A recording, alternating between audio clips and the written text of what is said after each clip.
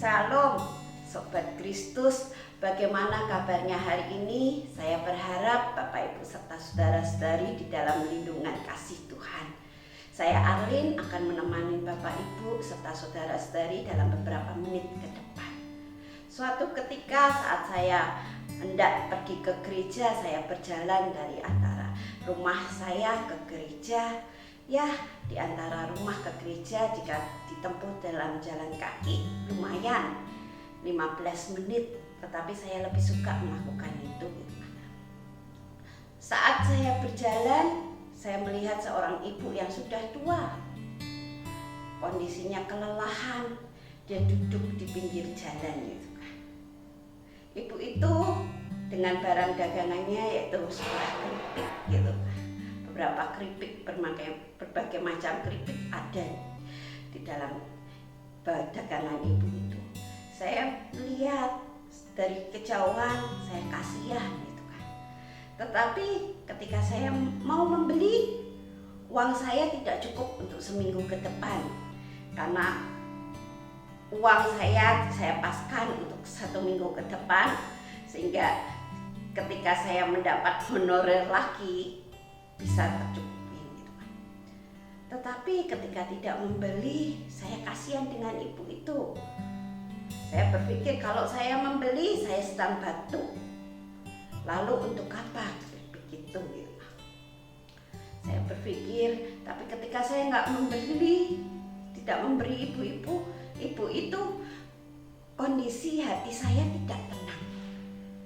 Gimana gitu kan? Akhirnya dengan berjalan mendekati ibu itu, saya sempat melewatinya. Saat saya melewati ibu itu, rasanya kok tidak nyaman sekali gitu kan. Saya harus melakukan sesuatu, tetapi saya nggak mampu.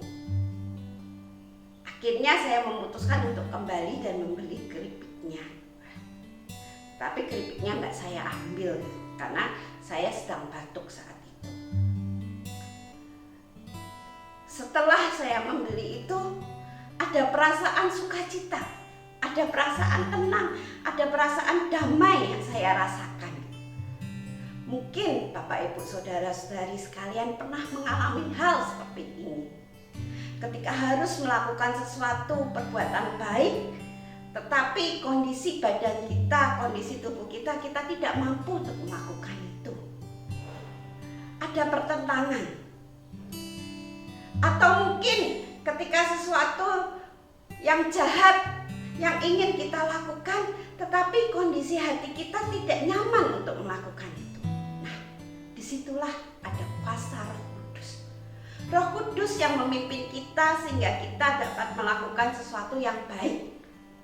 Ketika kita melakukan kebaikan, badan kita tidak mampu, tetapi Roh Kudus akan menolong kita, membantu kita, dan memampukan kita. Dan ketika kita seharusnya tidak melakukan sebuah kejahatan, tetapi tubuh kita, pikiran kita ingin melakukan sebuah kejahatan, Roh Kuduslah yang memimpin kita supaya kita jangan melakukan sebuah kejahatan. Roh Kudus yang ada di dalam hati kita, Roh Kudus yang memimpin kita. Sudahkah kita dipimpin oleh Roh Kudus? Ketika kita dipimpin oleh Roh Kudus, kita akan dapat hidup dengan penuh kasih, mengasihi satu dengan yang lain. Ketika kita dipimpin oleh Roh Kudus, kita akan dapat mengampuni satu dengan yang lain. Ketika Roh Kudus ada di dalam hati kita, kita akan mampu memaafkan dan mengasihi. Ada sukacita di dalam kehidupan kita meskipun kondisinya tidak baik, karena itu adalah pimpinan Roh Kudus. Mari kita selalu bersandar, kita selalu berharap Roh Kudus memimpin kehidupan kita supaya kita dapat memuliakan Tuhan melalui tingkah laku dan perbuatan kita, supaya kita dapat menjadi pancaran kasih Kristus kepada orang-orang yang ada di sekitar kita. Amin. Saat teduh untuk kita. Ya Tuhan, kami bersyukur ketika Tuhan memimpin kami, ketika Roh Kudus menyertai kami dan memampukan kami untuk melakukan hal-hal yang terbaik. Roh Kudus menolong kami untuk kami tidak melakukan sebuah kejahatan. Kiranya Roh Kudus selalu ada di dalam hati kami, sehingga kami dapat dipakai menjadi kemuliaan nama-Mu. Ya Tuhan, inilah hidup kami. Kami mau serahkan ke seluruh hidup kami. Waktu kami hanya ke dalam tangan-Mu. Roh Kudus, sertailah kami supaya kami dapat melakukan kehendak Kristus. Inilah doa kami yang kami naikkan hanya di dalam nama Tuhan kami Yesus Kristus. Kami sudah berdoa. Amin. Terima kasih, Tuhan memberkati.